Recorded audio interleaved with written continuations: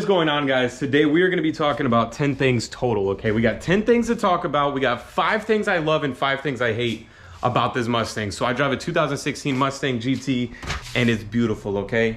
Now, I'm going to tell you some things that I cannot stand about it and some things that I love about it. Let's go ahead and jump in the car and I'll tell you all those things. All right, you guys, so I'm sure a lot of you clicked on this to see what I hate about my cars, so I'm not going to make you wait till the end of the video to hear all that. I'm just going to tell you straight up, none of these things truly do I hate, but do I dislike and wish I could change them? Absolutely. Okay, so there's a few things, and one of them you might have just heard. The transmission chatter in this car drives me nuts. It makes me think my transmission is gonna break every 2 seconds that I'm shifting between first and second, and it goes clunk, clunk, clunk, clunk, clunk. It doesn't do it all the time. It does it sometimes, and I took it to the dealership, and they said, look, man, this is what this car does. It chatters like that. And so I've had to just learn to live and deal with it didn't do it there. Okay, like I just gotta live with the chatter with the transmission. What I didn't know is, because I rode in a newer GT2 RS and the transmission did the same thing in there. It kind of it clunked a little bit, and it's got the PDK, and I believe it's because of the straight cut gears. I'm not sure the gears that are in the Mustang. I'm not entirely sure, so maybe somebody could fill me in on that.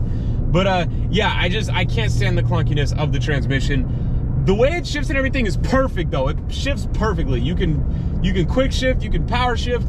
I've never been locked out of a gear. When people tell me that they've been locked out, I don't know how you can do it unless you redline the absolute crap out of it and you're trying to jam it into second gear while you're redlining it.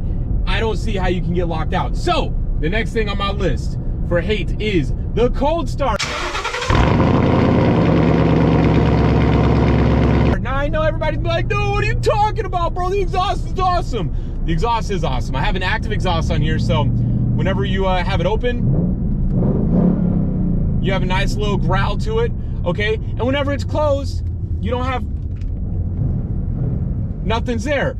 It's great. I love it. I love the active exhaust so incredibly much. Now, the active exhaust is controlled by a vacuum valve. So basically, whenever there's vacuum pressure, the valve will close and cause the car to be really quiet. Well, when you start your car up early in the morning and it hasn't ran in a little bit, it doesn't have that vacuum pressure built up. So it takes about 10 to 15 seconds before the quiet exhaust comes on. And you know, the thing about it is, I live in a really awesome, nice, quiet neighborhood, and I don't like to be the nuisance, so I always start my car with my garage closed for the first few seconds so people don't have to hear the obnoxious cold start, because the Armatrix exhaust is loud. This is a very loud exhaust. I don't know if it's louder than the Borla Attacks, but it is a loud exhaust. Oh gosh, we're about to hit a pothole. Oh, not a pothole, but the road right here is just, oh my gosh, not fun. Anyways, next thing on the list for stuff I can't stand is the wheels, dude. So the brake dust on this car builds up so fast. It's so annoying. The front wheels, you're like there for 2 seconds, you drive, you clean your car, and 2 seconds later, the wheels are caked with brake dust. It drives me nuts. You can never keep the wheels clean. And so it's a real big annoyance that I cannot stand. So that's one thing that is absolutely annoying. The next thing is the seats and the fake carbon fiber thing that they put on the dash. I'm not sure what it is. I'm not sure what it's supposed to do, what it actually is called. Anyways, it's really annoying that they put this fake like silver stuff on here on this dashboard. It just does not fit in at all. So you know, I'm not a fan of it, to say the least. And the leather seats are great. The only problem is, I think maybe the person before me didn't really treat them that often, and they're stretched. And you know, they're kind of, I don't know how I feel about them. I love the GT350 seats and the way that they have the cloth. Well, it's not really cloth. It's oh my gosh, whatever that material is. I think that's great. I think that's the last thing. Oh, and then the gauges. So the 2018 and up performance package has the digital gauge cluster, and I think that thing is amazing. And if this channel starts generating me at least $2,500, I will buy that dash kit, okay? That thing is sweet, dude. I definitely want to do that to my car. 1000%. I want to get that gauge cluster because it's just so cool. Other than that, you guys, those are like the top things that I just kind of, if I could have different, I totally 100% would, but it doesn't by any means make me feel any different about this car. I love it just the same, no matter what.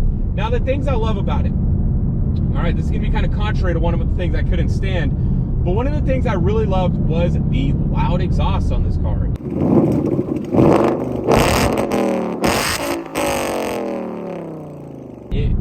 I put the exhaust on myself in my garage on jack stands, and I've got to admit that this Armatrix exhaust has a different sound than any other Mustang that I've ever heard. Like, it sounds so good. It's got enough growl. It doesn't drone. There's no exhaust leaks. I mean, it's beautiful, okay? And I know other exhausts can do the same thing, but this one is definitely my favorite sounding version of the exhaust that I heard when I was shopping for exhausts. The next thing I love is the transmission, the fact that it's a manual. Now, I mean, the MT82, people have nightmare stories, but then you know what?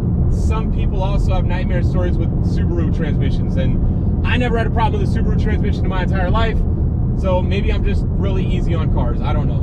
But the fact that it's a manual V8 makes me so happy, because I've always wanted a manual V8 my entire life, and the fact that I finally have one makes me so incredibly happy, okay? The next thing, you guys, is the fact that it's a two-door. I've had a Chrysler 300, a Mitsubishi Raider, 2 Dodge Chargers, and a Subaru WRX, all 4 doors, all amazing cars, all reliable, just, they all do what they're supposed to do.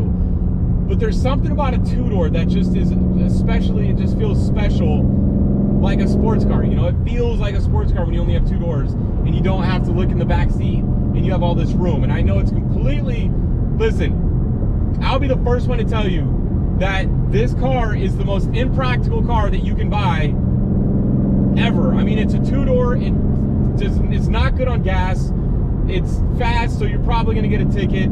You know, it's just, but it's a great car, and I love it, and I love the fact that it's a 2-door. The next thing I really like, you guys, is the interior. So all of these are pretty contrary to the things I don't like, okay? I still don't like the things that I don't like, but the things I do like, so in the interior, the infotainment center, where the GPS is and where the Apple CarPlay is. This thing has Apple CarPlay. 2016 and above have the Apple CarPlay. That's so huge.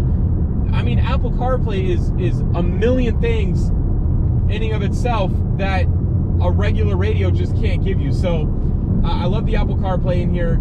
I think it's great. The best addition you could possibly put on this car is Apple CarPlay. The other thing, oh man, nice Mustang, dude. Oh, okay. Oh, well, it's a 4.6, but it looked like a Roush from the front. I don't think it was a Roush. Anyhow, interior in here, I do love the shape of these seats. I don't like the color of them. I feel like an interior that is all black is kind of a little bit boring. There's really no contrast going on. It's just kind of all black. And so I'm not a fan of that, but I love the fact that I have an oil pressure gauge and I have a vacuum gauge. So, I mean, I think those two things are absolutely perfect and amazing. And yeah, man, those are some of the things I like. But listen, I hope you guys enjoyed this video, and I hope you guys hit that subscribe button if you enjoyed. And yeah, I hope you all have an amazing day. It is your boy Corey, and as always, guys, I'll see you in the next one. See you guys later. Bye-bye.